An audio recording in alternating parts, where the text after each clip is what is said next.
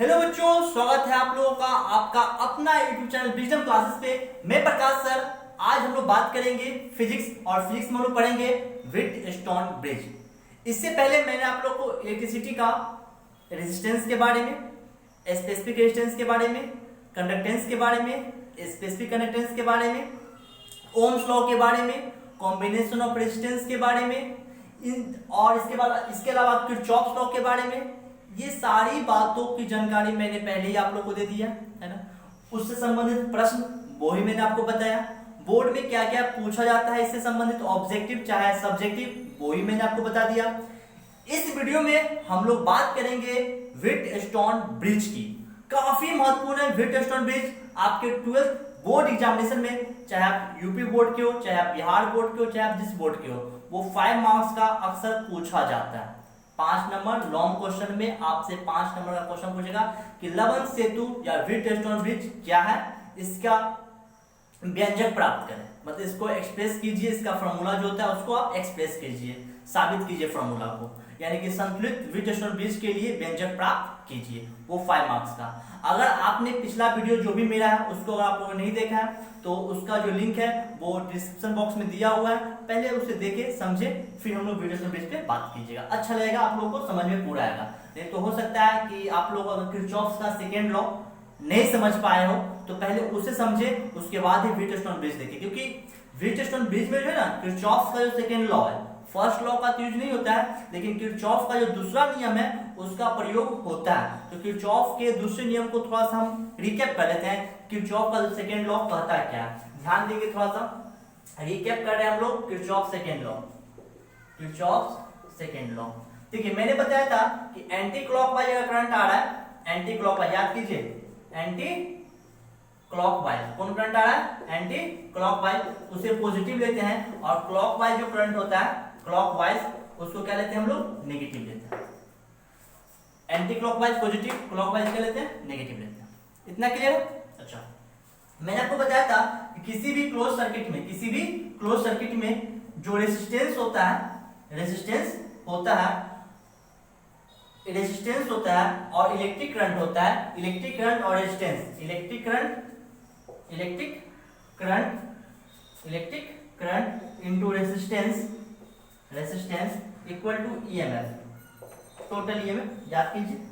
यानी मैंने बताया था जैसे मान लीजिए आई आर जो होता है sigma I R equal to होता है सिग्मा ईएमएफ, यानी कि ई क्या बोलेंगे, सिग्मा ईएमएफ यानी सिग्मा ई। यहां से मैंने ये भी बताया था आप लोगों को कि अगर ईएमएफ V1 माइनस V2 दोनों सेम है तो वो क्या हो जाएगा, जीरो हो जाएगा। Sigma I R equal to क्या हो जाएगा आपका, जीरो। ये भी मैंने आपको समझाया था, अगर बैलेंस्ड है तब। तो ये बात आपको ध्यान रखना पड़ेगा। किरचॉफ का सेकेंड लॉ बोलता है कि किसी भी क्लोज सर्किट में इलेक्ट्रिक करंट और रेजिस्टेंस के प्रोडक्ट का सम जो होता है, प्रोडक्ट के सम जो होता है वह उसके टोटल ईएमएफ की क्या होता है, बराबर होता है। ये ध्यान होगा आप लोग को। अगर ये आप जान रहे हो तो आगे हम लोग बात करते हैं आप कि व्हिटस्टोन ब्रिज क्या होता है। हम लोग को मेन डिस्कस करना है व्हिटस्टोन ब्रिज पे। इस वीडियो में व्हिटस्टोन ब्रिज समझेंगे पूरी अच्छी तरह से, उससे संबंधित एक आध प्रॉब्लम भी देख लेंगे। लेकिन अगला वीडियो जो आपको बनेगा वो केवल न्यूमेरिकल बनेगा। जितना भी हम लोगों ने पढ़ा अभी तक उससे संबंधित जितना न्यूमेरिकल होता है वह सारा मैं एक वीडियो या 2 वीडियो में कवर कर लूंगा, इलेक्ट्रिसिटी का टोटल न्यूमेरिकल। ठीक है, तो पहले इस वीडियो में व्हिटस्टोन ब्रिज पे बात करते हैं, कॉन्सेप्ट देखते हैं कि व्हिटस्टोन ब्रिज को कैसे प्रूफ किया जाता है, और नेक्स्ट वीडियो में बात करेंगे कि कैसे इससे संबंधित न्यूमेरिकल जो होता है बोर्ड एग्जामिनेशन में या अन्य एग्जामिनेशन में कैसा कैसा पूछा जाता है। चलिए पहले बात करते हैं हम लोग व्हिटस्टोन ब्रिज पे। देखिए आप लोग हेडिंग करेंगे व्हिटस्टोन ब्रिज, व्हिटस्टोन ब्रिज की, व्हिटस्टोन ब्रिज, BRIDG ब्रिज। ठीक है, इसको हिंदी में लोग व्हिटस्टोन ब्रिज ही बोलते हैं, व्हिटस्टोन ब्रिज। ठीक है, या इसी को बोलते हैं लवन सेतु, व्हिट सेतु, व्हिटस्टोन सेतु, इसी का नाम है। आप लोग व्हिटस्टोन ब्रिज याद कीजिए कि व्हिटस्टोन ब्रिज क्या होता है। तो पहले बात को ध्यान से समझेंगे। व्हिटस्टोन ब्रिज जो आपका है, व्हिटस्टोन ब्रिज जो है वह 4 रेजिस्टेंस का, कितने रेजिस्टेंस का, 4 रेजिस्टेंस का एक सिस्टम है। ध्यान समझेंगे, व्हिटस्टोन ब्रिज क्या होता है, 4 प्रतिरोधों का एक सिस्टम है। क्या है, एक सिस्टम है जिसमें अगर 3 प्रतिरोध दिया है, अगर 3 प्रतिरोध दिया है तो उसकी सहायता से हम चौथे प्रतिरोध को आसानी से ज्ञात कर सकते हैं। फिर से सुनेंगे। व्हीटस्टोन ब्रिज 4 प्रतिरोधों का एक सिस्टम है, एक प्रणाली है जिसमें यदि 3 प्रतिरोध दिया हो तो उसकी सहायता से हम चौथे प्रतिरोध या अज्ञात प्रतिरोध को आसानी से ज्ञात कर सकते हैं। ठीक है, इसका एक फिगर देख लीजिए छोटा सा। इसे मान लीजिए इस तरह से,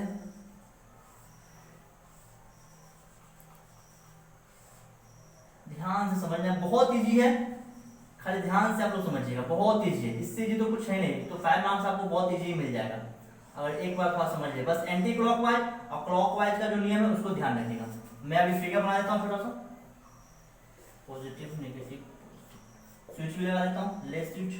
चलिए बुआ, यहाँ पे क्या होगा P, यहाँ पे क्या होगा Q, यहाँ पे क्या होगा R, यहाँ पे क्या होगा S। बोल कोई दिक्कत बोलेगा नहीं।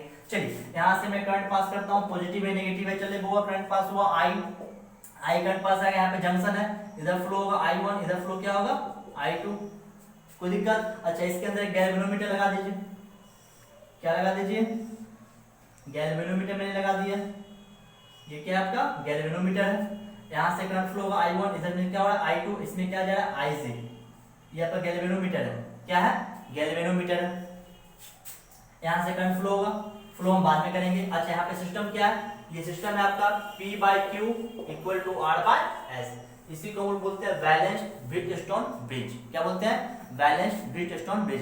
देखिए क्वेश्चन आपसे दो तरीके से पूछता है। एक पूछता है 2 मार्क्स के लिए, 2 नंबर के लिए पूछेगा, तो उसमें पूछेगा आपसे कि व्हीटस्टोन सेतु क्या होता है या व्हीटस्टोन ब्रिज क्या होता है। तो केवल अगर व्हीटस्टोन ब्रिज पूछ रहे हैं आपसे तो कुछ नहीं करना है, सिंपल लिखना है कि व्हीटस्टोन ब्रिज जो है 4 प्रतिरोधों का एक प्रणाली है, एक सिस्टम है। 4 प्रतिरोध क्या है? एक सिस्टम है जिसमें अगर 3 प्रतिरोध दिया है, अगर मान लीजिए PQR दिया है, S निकाल सकते हैं, PQS दिया है तो R निकाल सकते हैं। 3 प्रतिरोध दिए रहने पे चौथा प्रतिरोध हम लोग ज्ञात कर सकते हैं। कोई दिक्कत है? नहीं है। अब आगे बात करते हैं कि ये P/Q बराबर क्या होना चाहिए? R/S। ये ध्यान रखना है, P/Q बराबर क्या होना चाहिए? R/S। अगर P/Q R/S नहीं तो व्हीटस्टोन ब्रिज नहीं है। अगर व्हीटस्टोन ब्रिज है भी तो वह बैलेंस्ड नहीं है। हम लोग बात किस पे करेंगे? बैलेंस्ड व्हीटस्टोन ब्रिज पे। ध्यान रखिएगा इस बात पे। ये बोलते हैं अनबैलेंस्ड का हम डिस्कस नहीं कर रहे हैं, हम लोग बात कर रहे हैं बैलेंस्ड व्हीटस्टोन ब्रिज पे। इससे बात होगी व्हीटस्टोन ब्रिज पे, बैलेंस्ड व्हीटस्टोन ब्रिज पे, मतलब संतुलित व्हीटस्टोन ब्रिज पे हम लोग बात कर रहे हैं। तो दोनों ने पूछेगा, डेफिनेशन लिखिए, फिगर बनाइए, इसको लिख दीजिए, काम खत्म है। लेकिन अगर 5 मार्क्स का पूछेगा तो आपको इसको प्रूफ करना होगा, यही होता है। तो उसकी भी तरीका है, पहले आप लोग नोट कर लीजिए। चलिए, तो हम लोग बात करते हैं कि बैलेंस्ड व्हीटस्टोन ब्रिज का व्यंजक कैसे निकाला जाता है। आपसे पूछेगा कि बैलेंस्ड व्हीटस्टोन ब्रिज का व्यंजक बताइए। व्यंजक बताइए क्या होता है। तो व्यंजक हम निकालते हैं, पहले वही जो फिगर मैंने बताया था वो फिगर हम लोग बनाएंगे। ध्यान से देखिए, बहुत इजी है। ये मैंने आपका बना लिया, फिगर बन गया। पहले ध्यान से समझिए, उसके बाद आराम से नोट कीजिएगा। पहले आसानी से समझिए पहले कि बात क्या कहा जा रहा है।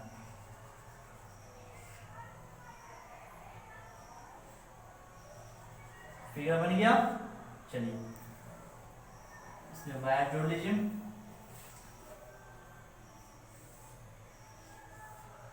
पॉजिटिव नेगेटिव यहाँ पे स्विच लगा देंगे।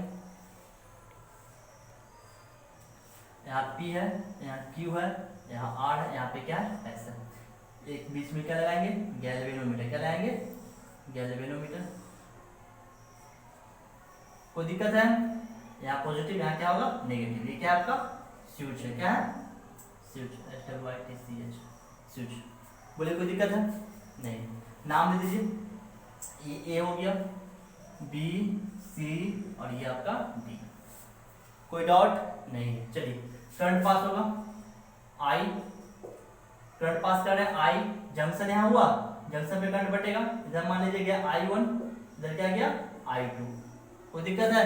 इधर क्या गया I1, इधर क्या गया I2। उसके बाद फिर देखिए यहाँ B पे जंक्शन है, तो मान लीजिए गैल्वेनोमीटर। क्या है आपका? गैल्वेनोमीटर। क्या है आपका? गैल्वेनोमीटर। इससे हमारे करंट जाएगा, कुछ कुछ तो करंट जाएगा ना। मान लीजिए गैल्वेनोमीटर में करंट चला गया IG, क्या चला गया IG। अब यहाँ पे समझिए ध्यान से, देखिए पूरा करंट क्या आ रहा था I1, करंट क्या आ रहा था I1, क्या आ रहा था I1। अब I1 में से IG जो है IG वो किस में जा रहा है, गैल्वेनोमीटर में। किस में जा रहा है, गैल्वेनोमीटर में। मान लीजिए यहाँ से 10 एम्पियर मैंने पास किया, कितना पास किया 10 एम्पियर, और 3 एम्पियर चला गया गैल्वेनोमीटर में, तो बचेगा वही ना जाएगा। तो 10 दिया था, 3 गया गैल्वेनोमीटर में, तो बचा कितना 7, तो 7 जाएगा क्यू में। क्यू में कितना जाएगा 7 जाएगा। तो यहाँ पे घटाएंगे, पूरा कितना था I1, गैल्वेनोमीटर कितना गया IG, तो क्यू में कितना जाएगा, बोलेगा सर जी I1 में से IG को घटा दीजिए, तो I1 माइनस क्या होगा IG। पूरे को दिक्कत है नहीं। चलिए तो इसका काम खत्म। अब बचा कौन, S। देखिए ये क्या आ रहा है, I2 आ रहा है, फिर यहाँ पे जंक्शन ऐसे से दौड़ते हुए आ रहा है IG। रुको रुको रुको रुको, इधर से I2 आ रहा है, IG रुको हम भी चलेंगे साथ में, दोनों मिलेगा जंक्शन पर, दोनों निकलेगा किस में, S में, यानी I2 प्लस IG। बात समझ में आ रहा है। फिर सुनेंगे, I2 दौड़ के आ रहा था, इधर से IG आ रहा था, दोनों मिला जंक्शन पर, दोनों हो लिया 7, और 7 होकर निकल गया किस में, S में। किस चला गया, S में। फिर से अगर समझेंगे करंट को एकदम इंपॉर्टेंट है समझना, इसी से सारा बात होगा। देखिए V वोल्ट का सोर्स था, कितना वोल्ट का सोर्स था, V वोल्ट का सोर्स था। उस V वोल्ट से मैंने कितना पास किया, I जंक्शन है A के पास, बटा मान लीजिए I1 और I2। I1 पूरा P में जा रहा है, ये गैल्वेनोमीटर मैंने एक लगा दिया था, गैल्वेनोमीटर करंट कितना जा रहा है IG, कितना जा रहा है IG। अब IG गया, पूरा कितना था I1, IG किस में जा रहा है, गैल्वेनोमीटर में, तो बचा तो Q में जाएगा, तो Q में कितना जाएगा I1 माइनस IG, कोई दिक्कत नहीं है। उसके बाद ये इसमें क्या था I2, इधर से गैल्वेनोमीटर का करंट आ रहा है, कितना आ रहा है IG, एकदम दौड़ के आ रहा है, D पे दोनों आके मिलेगा, और दोनों मिलके किस में चला जाएगा, S में चला जाएगा, यानी S में कितना होगा I2 प्लस IG। इतना समझ में आ रहा है, कोई कंफ्यूजन डाउट नहीं ना। चलिए इतना बात समझ में आप लोग को आ गया। तो अब आगे समझिए, आगे क्या कहता है, आगे देखेंगे हम लोग। इसको अब एक्सप्लेन करना है, फिगर तो बना लिया आपने, अब इसको क्या करना है, एक्सप्लेन करना है। एक्सप्लेन कैसे करेंगे, मतलब फिगर को थोड़ा सा समझाएंगे, क्या लिखेंगे तो लिखेंगे, थोड़ा सा आपको लिखेंगे, जो मैं बोल रहा हूँ उसको आप लोग को लिखना है। अगर नहीं लिख पाते हैं तो वीडियो को पॉज करके लिख लीजिएगा, मैं बोल देता हूँ। देखिए माना PQRS, माना PQRS 4 प्रतिरोध, माना PQRS 4 प्रतिरोध चित्र के अनुसार, किसके अनुसार, चित्र के अनुसार सजाया गया है। किसके अनुसार सजाया गया, चित्र के अनुसार सजाया गया, ठीक है। इनके बीच एक गैल्वेनोमीटर जोड़ा गया है, क्या जोड़ा गया, गैल्वेनोमीटर जोड़ा गया, क्या जोड़ा गया, गैल्वेनोमीटर जोड़ा गया। यह पूरी व्यवस्था, पूरी सिस्टम, हॉल सिस्टम, पूरी व्यवस्था V वोल्ट के सोर्स से जुड़ी हुई है। किस जुड़ी है, V वोल्ट के सोर्स से जुड़ी हुई है, ठीक है। अब यहाँ से V वोल्ट से करंट कितना निकला, I निकला, यहाँ जंक्शन है I1 I2 में बटा, तो लिखेंगे यहाँ पे प्रतिरोध P में करंट I1, प्रतिरोध R में I2, प्रतिरोध गैल्वेनोमीटर में IG, Q में I1 माइनस IG तथा S में I2 प्लस IG विद्युत धारा प्रवाहित होती है। क्या प्रवाहित होती है, विद्युत धारा प्रवाहित होती है। कोई दिक्कत, समझ में आ गया इतना बात, कोई डाउट नहीं है। अब देखिए ये आपका क्या है, गैल्वेनोमीटर, ये प्रतिरोध, ये प्रतिरोध, ये प्रतिरोध, ये प्रतिरोध, 4 क्या है, प्रतिरोध है। हमको प्रूफ क्या करना है, P/Q = R/S, ये प्रूफ करना है, एकदम इजी है। तो ध्यान से समझेंगे हम लोग, कोई कंफ्यूजन नहीं। चलिए आप लोग पहले खोजिए क्लोज सर्किट, क्या खोजेंगे, क्लोज सर्किट। तो क्लोज सर्किट ABDA दिख रहा है, ABDA। चलिए तो यहां पे लिखता हूं, इन क्लोज्ड सर्किट ABDA चल रहा है इसमें।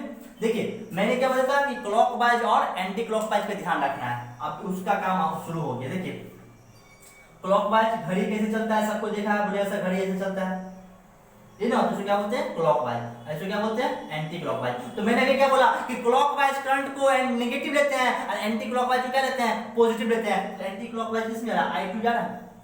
देख यार एंटी क्लॉकवाइज है, देख कैसे जा रहा है, देख नीचे जा रहा है, ऐसे मूव करेगा, ऐसे मूव कर रहा है, है ना। ये क्या है एंटी क्लॉकवाइज, और एंटी क्लॉकवाइज क्या लेते हैं पॉजिटिव लेते हैं, क्या लेते हैं पॉजिटिव लेते हैं, और क्लॉकवाइज क्या लेते हैं नेगेटिव लेते हैं, क्या लेते हैं नेगेटिव लेते हैं। तो ये क्या है एंटी क्लॉकवाइज, इसको क्या लेंगे पॉजिटिव, इसको क्या लेंगे नेगेटिव। हो गया बात खत्म। यहाँ पे लिखेंगे फ्रॉम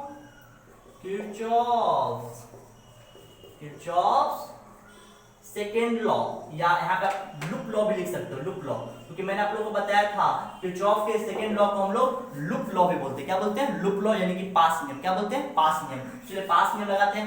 I2 इंटू आर होगा, I2 इंटू आर प्लस में आई किसमें आएगा क्लॉकवाइज है ना। देखिए ये किस केस में है क्लॉकवाइज, नेगेटिव होगा, माइनस I1 P, आई भी क्या है एंड क्लॉकवाइज ही है, देखिए नीचे आ रहा है, तो I minus IG into G equal to क्या हो जाएगा 0। इक्वेशन क्या दीजिए इसको फर्स्ट। इतना में कोई दिक्कत फिर से समझेंगे। देखिए ये एंटी क्लॉकवाइज है, तो I2 Kirchhoff second law, electric current और रेजिस्टेंस विद्युत धारा और प्रतिरोध का गुणनफल जो होता है EMF के बराबर होता है। ठीक है EMF यहाँ पे 0 है, इसलिए मैंने किसके बराबर किया 0 का। टोटल EMF क्या है इसका 0 है, इसलिए मैंने किसके बराबर किया 0 के बराबर किया। तो I2 इंटू आर पॉजिटिव में minus I1 into P minus IG into G equal to क्या होगा 0। अब फिर आते हैं in closed circuit B C D, B पूरा ऐसे घूम जाना। In close circuit B C D B हो गया। फिर आते हैं फ्रॉम किरचॉफ्स लूप लॉ, ठीक है। फिर देखिए फिर एंटी क्लॉकवाइज क्लॉकवाइज को देखना, चलिए देखते हैं हम लोग। फिर देखिए यहाँ से भी देख सकते हो, यहाँ से देख सकते हो।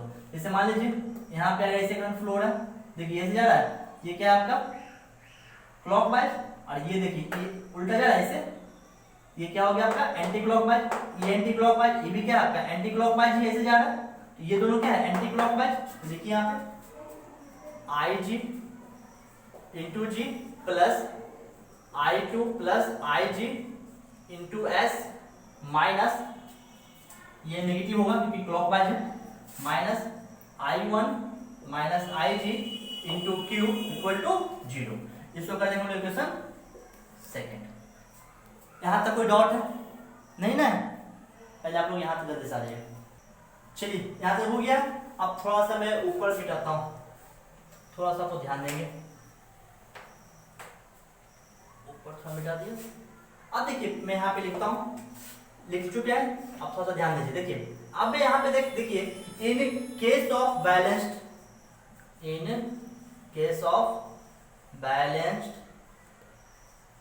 Wheatstone, in case of balanced, अगर बैलेंस की बात करें तो current at B equal to current at D। मतलब कहने का मतलब है कि यहाँ का दोनों क्या होगा सेम होगा, B और D क्या होगा सेम होगा। मतलब यह कि इस गैल्वेनोमीटर में किसी प्रकार करंट फ्लो नहीं होगा, गैल्वेनोमीटर में किसी प्रकार करंट क्या होगा फ्लो नहीं होगा। In case of balanced no current flow through galvanometer, ठीक है। यानी कि IG का जो वैल्यू है वो क्या हो जाएगा 0। बस इतना लिख देना आपको कि in case of balanced no current flow through galvanometer, मतलब कि बैलेंस अवस्था में, संतुलित अवस्था में गैल्वेनोमीटर से किसी प्रकार करंट पास नहीं होता है, तो IG का मान क्या होगा 0 होगा। अब आइए फ्रॉम इक्वेशन फर्स्ट, देखिए फर्स्ट ही ना है I2 into R minus I1 P अब माइनस IG का मान क्या होगा 0 ना, तो 0 इंटू क्या करेंगे जी करेंगे इक्वल टू 0, तो I2 माइनस यहाँ पे क्या था I1 P था ना, I1 P, तो I2R माइनस I1 P ये 0 हो जाएगा बराबर 0। अब ये कोई तब कर लो तो जल्दी से, तो I2R इक्वल टू क्या होगा I1 P, ठीक है। इसको मिटा दीजिए, यहाँ से I2 बटे में I1 निकालोगे जी आप, तो I1 बटा जाएगा P बटे क्या हो जाएगा R, इसलिए इक्वेशन थर्ड। अब ये फ्रॉम इक्वेशन सेकेंड, कहाँ से आते हैं हम लोग फ्रॉम इक्वेशन सेकेंड ही ना, सेकेंड में पुट कीजिए वैल्यू को, आई जी 0 होगा, तो 0 into G plus I2 plus 0 into S minus I1 minus 0 into Q equal to 0 हो गया। इसको मिटा दीजिए, इसे नोट कर लीजिएगा आप लोग। चलिए यहाँ पे 0 से मल्टीप्लाई करके 0 हटाइए इसको, तो I2 S minus I1 Q equal to 0। एक तरफ लीजिए तो I2S equal to I1 Q बटा में आएगा, तो I2 bye I1 equal to क्या हो जाएगा, Q बाय S। इक्वेशन इसको कीजिए 4। अब देखिए यहाँ भी I2 बटे I1 क्या P बटे R हुआ, I2 बटे Q बटे S हुआ, तो ये भी I2 बटे I1 का वैल्यू है, ये भी क्या I2 बटे I1 का वैल्यू है। तो आते हैं from equation 3rd and 4th, 3 और 4 से आए, तो P by R equal to Q by S। कोई दिक्कत नहीं। चलिए इसको थोड़ा मिटा देता हूं मैं।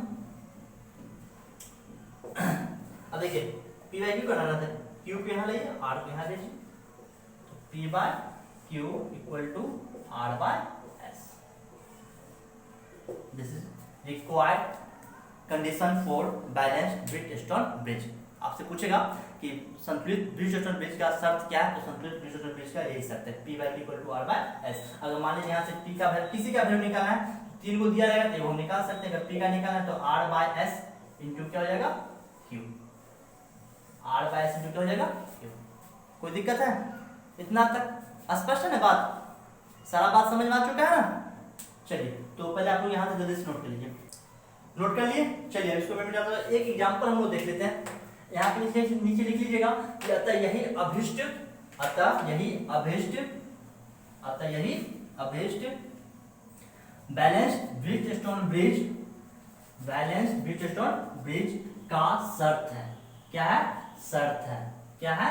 शर्त है, यानी कि कंडीशन। ठीक है, एक एग्जांपल हम लोग देखते हैं कि कैसे इसको सॉल्व किया जाए। जैसे मान लीजिए यहाँ पे आपको क्वेश्चन दिया,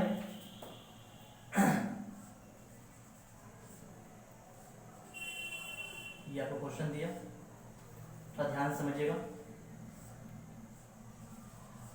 मान लीजिए 5 ओम है, 10 ओम है, 5 ओम है, 10 ओम।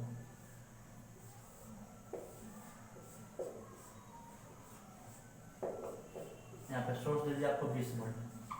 आपसे बोलेगा ऐसे करंट बताइए, करंट क्या होगा। यहाँ पे जोड़ दिया किलोमीटर, मान लीजिए 5 ओम।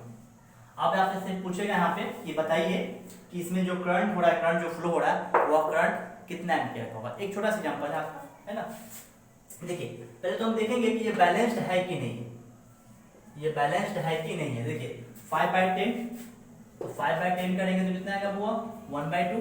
यहाँ भी करेंगे 5/10 तो कितना आएगा जी, 1/2। तो बैलेंस्ड है, इसका मतलब ये देखना है। तो जैसे बैलेंस्ड हुआ ये क्या हो जाएगा, खत्म, ये कैंसिल, यानी करंट जो होगा ये कैंसिल कीजिए, मतलब इसको हटाइए, मन में हटा लीजिए, मैं यहाँ पे हटा देता हूँ, है ना।